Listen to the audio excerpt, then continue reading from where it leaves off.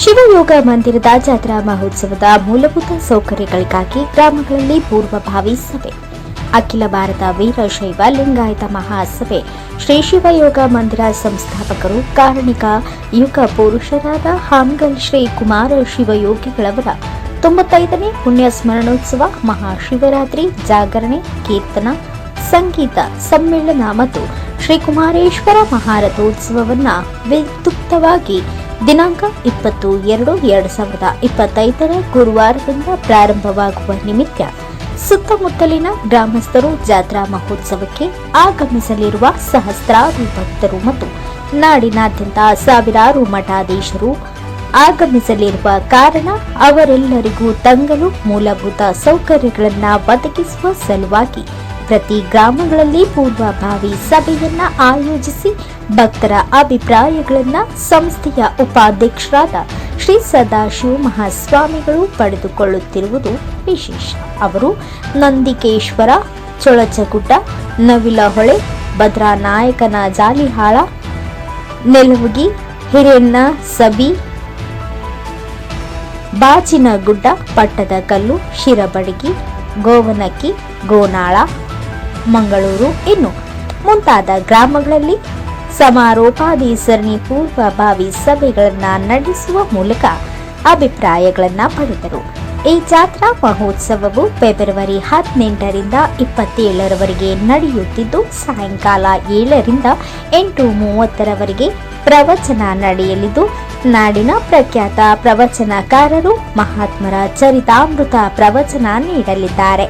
ಅಲ್ಲದೆ ರಾಜ್ಯ ಮತ್ತು ರಾಷ್ಟ್ರ ಮಟ್ಟದಲ್ಲಿ ಪ್ರಶಸ್ತಿ ಪುರಸ್ಕೃತರಿಗೆ ಸತ್ಕಾರವನ್ನ ಹಮ್ಮಿಕೊಳ್ಳುವುದರ ಜೊತೆಗೆ ಮಹಾಶಿವರಾತ್ರಿ ಜಾಗರಣೆ ಅಂಗವಾಗಿ ವಿಶೇಷ ಸಂಗೀತ ಕಾರ್ಯಕ್ರಮವನ್ನ ಪದ್ಮಶ್ರೀ ಎಂ ವೆಂಕಟೇಶ್ ಕುಮಾರ್ ಹಾಗೂ ಗಾಯಕರು ಮತ್ತು ಇತರ ಕವಿ ಕಲಾವಿದರಿಂದ ವಿಶೇಷ ಸಂಗೀತ ಕಾರ್ಯಕ್ರಮವನ್ನು ಬೆಳಗಿನ ಜಾವದವರೆಗೂ ನಡೆಸಲಾಗುವುದು.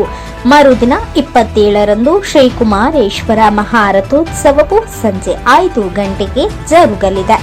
ಈ ರಥ ಇಡೀ ಏಷ್ಯಾ ಖಂಡದಲ್ಲಿಯೇ 2ನೇ ಅತಿ ದೊಡ್ಡ ರಥವೆಂದು ಖ್ಯಾತಿಯನ್ನ ಹೊಂದಿದೆ. ನಂತರ ಸುಮಾರು 7 ಗಂಟೆಗೆ ಜಾತ್ರಾ ಮಹೋತ್ಸವದ ಸಮಾರೋಪ ಸಮಾರಂಭ ಜರುಗುವುದು.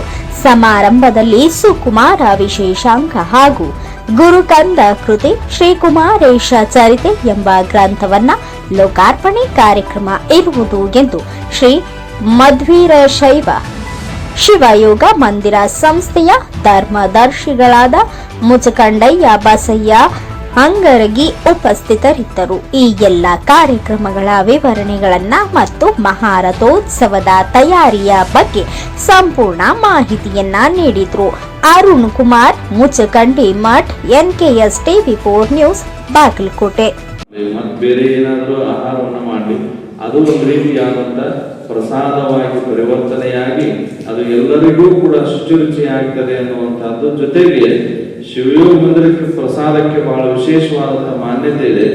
ಏನಾದರೂ ಅವರಿಗೆ ದೇಹದ ಬಾಧೆಗಳು, ತೊಂದರೆಗಳು, ರೋಗಗಳು ಇದ್ವು ಅಂತಂದ್ರೆ ಭಕ್ತಿಯಿಂದ ನನಗೆ ಆರಾಮಾಗಲಿ ಅಂತ ಅವರು ಪ್ರಸಾದ ಮಾಡಿದ್ರೆ ಅವರು ರೋಗ ನಿವಾರಣೆ ಮಾಡುವಂತ ಶಕ್ತಿ ಅದು ಶಿವಯೋಗ ಮಂದಿರದ ಪ್ರಸಾದಕ್ಕೆ ಇದೆ ಅನ್ನುವುದನ್ನ ನಾವು ಯಾರು ಈ ಹಿನ್ನೆಲೆಯಲ್ಲಿ ನಮ್ಮ ಕಾಳಜಿರವರು ಬಹಳ ಜವಾಬ್ದಾರಿಯಿಂದ ನಿಮ್ಮನ್ನೆಲ್ಲ ಕರೆದುಕೊಂಡು ಎಲ್ಲ ಸೇವೆಯನ್ನು ಮಾಡ್ತಾ ಇದ್ರು.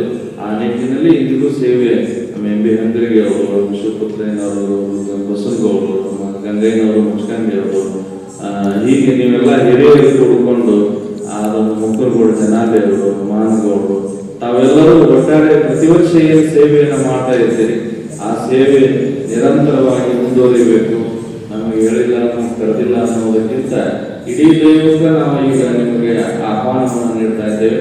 ಶಿವಯೋಗದ ಜಾತ್ರೆಯನ್ನ 27ನೇ ತಾರೀಕು ಜಾತ್ರೆ ಮುಗಿಯುವವರೆಗೂ ನೀವು ಜವಾಬ್ದಾರಿಯಿಂದ ನಿಭಾಯಿಸಿದೆ ಅಂತ ನಿಮಗೆ ಆಹ್ವಾನವನ್ನು ನೀಡಲಿಕ್ಕೆ ಬಂದಿದ್ದೇವೆ. ಅದನ್ನು ತಾವು ಕಾಯ ವಾಚ ಮನಸ ಮಾಡಬೇಕು. ಆ ಸೇವೆಯಲ್ಲಿ ಪಾಲ್ಗೊಳ್ಳುವುದೇ ಒಂದು ಪುಣ್ಯ ವಿಶೇಷ. ಎಲ್ಲರ ಹಳ್ಳಿಗಳು ಬಹಳ ಇದಾವೆ, ಆದರೆ ಸೇವಾ ಮಾಡುವಂತ ಅವಕಾಶ ಕೆಲವು ಹಳ್ಳಿಗಳಿದೆ. ಅದರಲ್ಲೂ ವಿಶೇಷವಾಗಿ ನಂದಿಕೇಶ್ವರ ಗ್ರಾಮದ ಸೇವೆ ಮಾಡುವ ಶಕ್ತಿ ನಮ್ಮ ನಂದಿಕೇಶ್ವರ ಗ್ರಾಮದ ಎಲ್ಲ ದೈವಕ್ಕೆ ಇದೆ ಎನ್ನುವಂಥದ್ದನ್ನ ತಾವೆಲ್ಲರೂ ಗಮನಿಸಿ 18ನೇ ತಾರೀಕಿನಿಂದ ಪ್ರವಚನ ಆರಂಭ ಆಗ್ತದೆ. 27ನೇ ತಾರೀಕಿನವರೆಗೆ ವಿಶೇಷವಾಗಿ ಪ್ರವಚನ, ಮಹಾತ್ಮರ ಚರಿತಾಮೃತ ಪ್ರವಚನ 20ನೇ ತಾರೀಕು ಬೆಳಗ್ಗೆ ಕುಮಾರ ಶಿವೇಗಳವರ 95ನೇ ಪುಣ್ಯ ಸ್ಮರಣೋತ್ಸವ ಜರುಗುತ್ತದೆ. ಅಲ್ಲಂತೂ ನಿಮ್ಗೆಲ್ಲ ಅಂಗಡಿ ಬಂಧುಗಳವರ ಸೇವೆ ಇರ್ತದೆ, ಭಜನಾ ತಂಡದವರು ಬಂದು ಸೇವೆ ಮಾಡ್ತಾರೆ, ಪ್ರಸಾದ ವ್ಯವಸ್ಥೆಯನ್ನು ತಾವೆಲ್ಲರೂ ಕೂಡ ಮಾಡ್ತೀರಿ.